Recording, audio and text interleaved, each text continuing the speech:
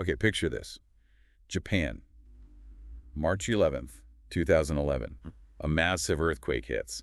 Then this monster tsunami follows. Yeah, it's just devastating. And at the Fukushima Daiichi nuclear plant, the absolute unthinkable happens. Complete power failure. Everything goes dark, cooling system's dead. And suddenly there's this terrifying possibility of, well, nuclear meltdown. And we're not just talking about the plant itself. The stakes were huge for the workers right there and, potentially for millions of people. This wasn't just some isolated event, was it? It became this, crucible for leadership in a crisis. Exactly. A real test of how systems react when they're pushed way beyond any normal limit.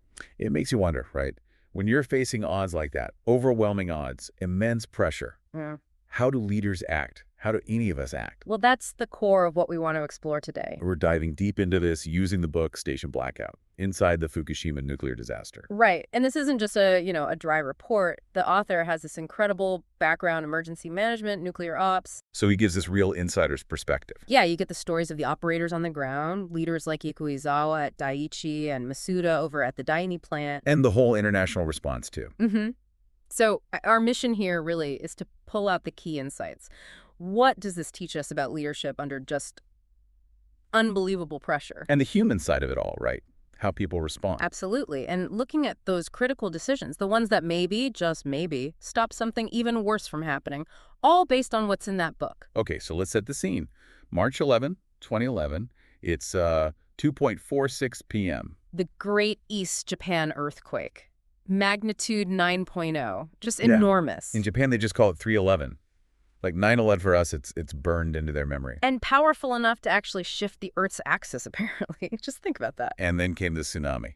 Not just one wave, right? No, a series of them. Some incredibly high, 4 or 5 stories tall, just slamming the coast. Unimaginable force, wiping out towns, infrastructure. Tens of thousands of lives lost. Just gone. In minutes, really. And right in the path, Fukushima Daiichi. And its sister plant, Fukushima Daini, nearby. Along with other nuclear sites. And suddenly, these incredibly complex machines are starved of power. The electricity they need, the cooling water, it's all gone. And without that, the reactors themselves, the spent fuel pools, they start to overheat. Meltdown becomes a very real, very immediate danger. And to make things worse, the local emergency services, the fire departments, hospitals, a lot of that was just washed away too. Yeah, it was this cascading failure, just one thing after another going wrong. So at Daiichi specifically, the impact was, well, instant and catastrophic. They lost all power, external grid gone, on-site power gone. That's the station blackout, the SBO. Oh, and the backups, the diesel generator. Flooded. The tsunami water got into the basements where they were housed, so poof, gone. Just like that. No way to cool the reactors. Can you imagine being in the emergency response center, the ERC, when that realization hits? The disbelief. Yeah. Then the panic. Your last lines of defense, the emergency cooling systems, they're failing. And then they get confirmation. It's an Article 15 nuclear disaster, the highest level. Yeah, the gravity must have been just crushing. It's interesting to compare it with Fukushima Daini, the other plant nearby. Right, Daini was built a bit higher up. So it didn't get hit quite as hard by the tsunami. Exactly, less damage. Crucially, they kept some power sources online. Still, not an easy situation for them either, I imagine. Oh, absolutely not. The operators there still faced, a heroic struggle, just immense challenges, but they had something to work with. Which brings us to leadership in those first moments, especially at Daiichi. The actions of Ikuizawa. He was a key leader for the operators there. Yes, and his story is just, it's a masterclass in leading through chaos. So picture the main control room at Daiichi. Total darkness. Controls are offline or barely working. Radiation is starting to tick up. And everyone knows meltdowns are now a real possibility. The fear. Suffocating. One operator actually said later, 3 times I thought that I would die. Wow. So in that environment, pure fear, instinct telling you to get out. Right. Flee. Self-preservation. Izawa has to somehow keep his team there, keep them focused, motivate them to do incredibly dangerous things like venting the reactors. How do you do that? How do you convince people to stay, to face that risk when everything screams escape? What did he do? Immediately. Well, first, order. He confirmed the reactor had scram shut down automatically, then reminded them of the procedures. Like basic training? Yeah. Yeah. Calm down and do things the way we practiced. Go. Simple. Direct. He even told them to speak slowly. which sounds small, but in that panic, clarity is everything. Slowing things down, keeping communication clear, vital. And it wasn't just orders, was it? He connected with them. Absolutely. He personally checked on them. Are you doing okay? Your hands aren't shaking. That personal touch, even then, I think it's crucial in this massive system failure, that human connection, showing you see them as people, not just workers. That's leadership. Maybe it tells us that even in the most technical crisis, the human element is still number one. But the problems just kept mounting. They were running out of everything. Everything. Radiation monitors that worked, masks, batteries, even a working toilet because the water systems were down. And getting cooling water to the reactors. That was becoming impossible, too. The pressure in the fire lines was way too low. They just couldn't get enough water where it needed to go. And this feeling starts to set in. Isolation. Yeah, that they were probably on their own, cut off, facing this invisible killer. That psychological weight must have been immense. Unbelievable. But then you see these acts of, well, pure selflessness, like the venting procedure. Hugely dangerous. Izawa was ready to do it himself, wasn't he? He was. But his supervisors volunteered. They stepped up. They told him to stay. Yeah. They insisted he needed to stay in the control room directing things. That shows incredible trust, incredible team spirit. Leadership fosters that. Okay, and this is where things get really confusing and intense. The venting itself. Right. So eventually they get an air compressor running, and back at the ERC, they see steam, venting worked, pressure released. But the guys in the control room, they don't know this. Nope. Total darkness, chaos. Then the ERC radios in, we see white smoke. Which they initially misinterpret. Totally. They think it's another problem. Izawa hears this, thinks his guys are walking into more danger trying to manually open a vent. So he tries to stop them. Frantically, stop them! Stop those two! And luckily, someone intercepted them just before they went into the reactor building. Wow. That close. It just shows that fog of war, right? Yeah. Bad information, misinterpretation. Exactly. How do you lead when you don't know what's true? Izawa's reaction, even on bad info, probably saved lives there. And then the explosions? First Unit 1, then later, Unit 3. Imagine that sound, that feeling, in the dark. The concussion, the destruction. It must have felt utterly apocalyptic. But out of that emerges the Fukushima 50. That core group, the ones who stayed, voluntarily, Right. knowing the risks. Just unbelievable courage. And Izawa, even then, he told some of the younger staff to leave, right? Yeah, showing that other side of leadership responsibility for his people's long-term safety, too. It wasn't just about the immediate task. What was it about Izawa?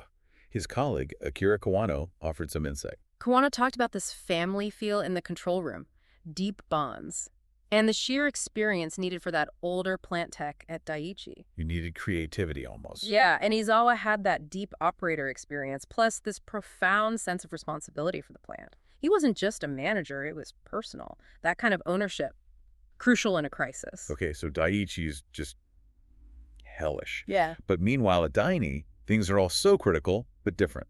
Led by Nohiro Masuda. Right. Daini's superintendent. Their situation wasn't as bad. They still had some power, less tsunami damage, but still facing potential reactor damage. A huge threat. And Masuda's approach was different. His initial focus seems to have been very much on, but effective leaders don't. Masuda understood that supporting his people was fundamental. You know, how does that apply even in our regular jobs, right? Taking care of the team. He also focused on trust. Yeah. Sharing information. Yeah, he was transparent about aftershocks, tsunami warnings, even if the news wasn't good. The book notes the workers at Daini really trusted their leaders. That trust is invaluable. And he even brought in a psychiatrist, thinking about PTSD. Incredible foresight.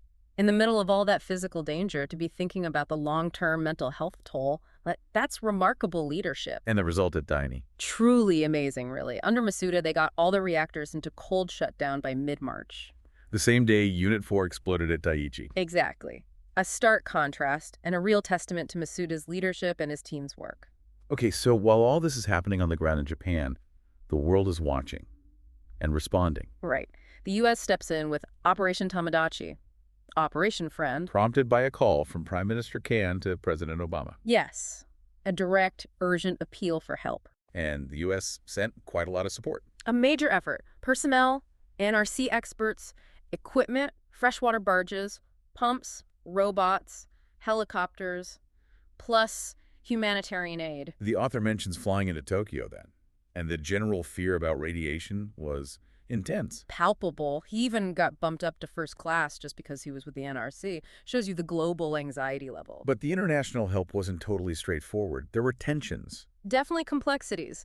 Some U.S. officials were apparently pushing for what they called heroic measures. Meaning? Actions that would have meant knowingly sending workers into potentially lethal radiation doses. Wow.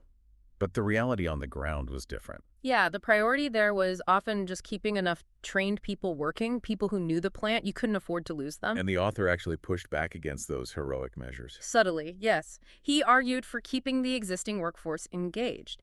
It kind of echoes Yoshida Daiichi deciding to use seawater against orders empowering the people on site with the direct knowledge. It seems there was some initial reluctance from Japan to accept U.S. help, too. A bit of hesitancy, yeah. But apparently when the U.S. NRC team proactively designed a specific pumping system they needed, that seemed to break the ice. Like showing a concrete solution helped. Seems like it spurred them into action, yeah. Overcame some reluctance. And disagreements over tactics, like the helicopter water drops. Right. U.S. experts were skeptical about how much good dropping water on the Unit 4 spent fuel pool would actually do. But the Japanese government saw it differently. They saw it partly as important visual proof for the public that something was being done. Public perception matters hugely in these situations. And there was confusion about the state of that Unit 4 pool. Big time. Conflicting reports, conflicting assessments, and then the NRC chair back in the U.S. made that statement. Saying the pool was empty. Yeah, which turned out to be wrong. But it caused immense unnecessary fear, both in the U.S. and Japan. Just highlights the danger of bad information in a crisis. Which really drives home the need for clear communication, solid organization. Especially when you're dealing with what the book calls random, fused, and missing data. Absolutely. And the author talks about meta-thinking. Thinking about thinking. Exactly. Stepping back from the chaos to consciously evaluate how you're processing information. It's vital for leaders in that kind of environment. You need some kind of structure, right? For sure. Like TEPCO implementing the Incident Command System, ICS, at their other big plan afterwards. That structured approach, clear roles. It's a direct lesson learned from Fukushima. There's that story about 3 Mile Island, too. Nearly evacuating based on a bad reading. Yeah, a super high radiation reading, but the governor insisted on checking the source first. And it was just a helicopter near the stack. Right. It underlines that need to verify, to understand your data and your tech before you make huge decisions. Modeling the damage, predicting what the reactors would do. Yeah. It was incredibly hard, too. Immensely difficult. The NRC chair called it working in the fog of war. Another expert said it felt like swimming in an ocean of silence, just no reliable data.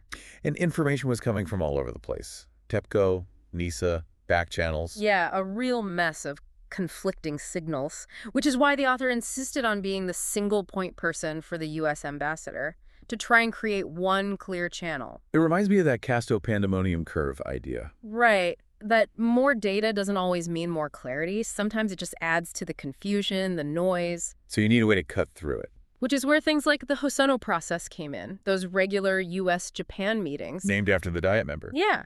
It created a formal structure for requesting help, coordinating resources, made things much more efficient. The author uses some great analogies for staying focused in those meetings. Dog bowl. Keep your eye on the main thing, the mission. Don't get distracted. Instead of Matrix bullet dodging. Don't get sucked into pointless arguments or minor details that don't serve the core mission. Which was? 2 things. Protect American citizens in Japan and help the Japanese people.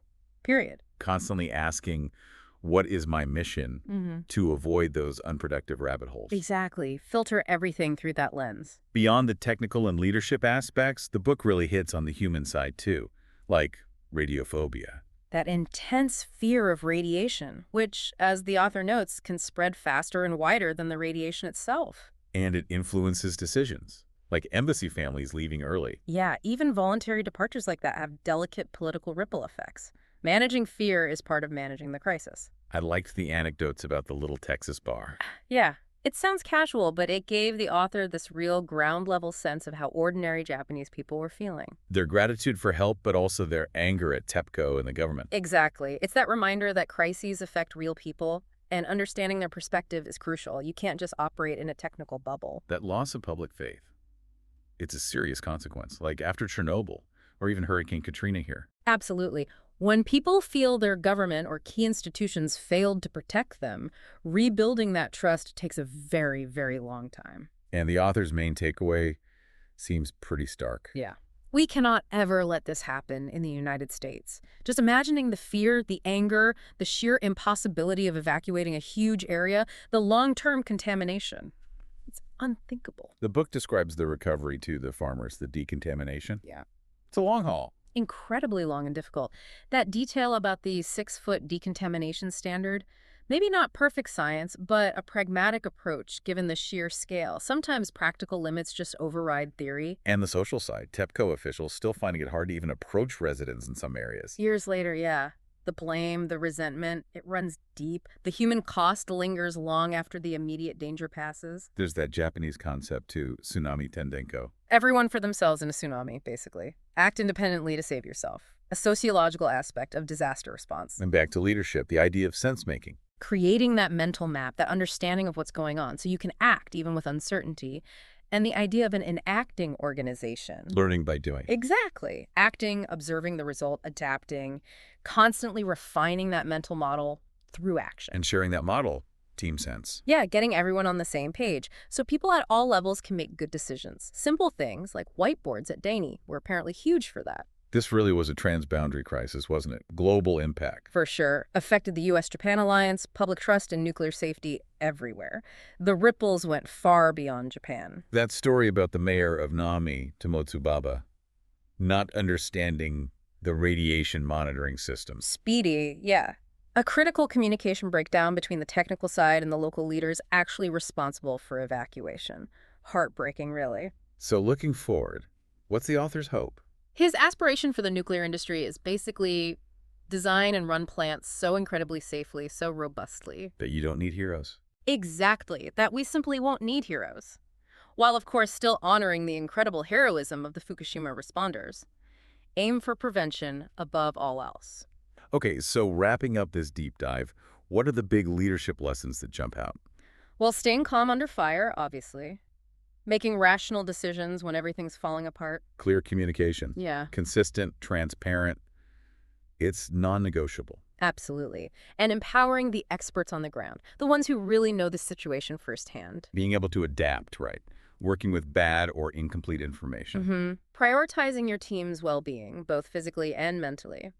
And never losing sight of the bigger human picture, the societal impact. And these aren't just lessons for nuclear disasters, are they? Not at all. These principles, composure, communication, adaptability, supporting your team, they apply everywhere. To challenges you face at work, in your personal life. They're fundamental skills for navigating any kind of difficulty. Exactly. They're universally valuable. So maybe the final thought for you listening today is about balance.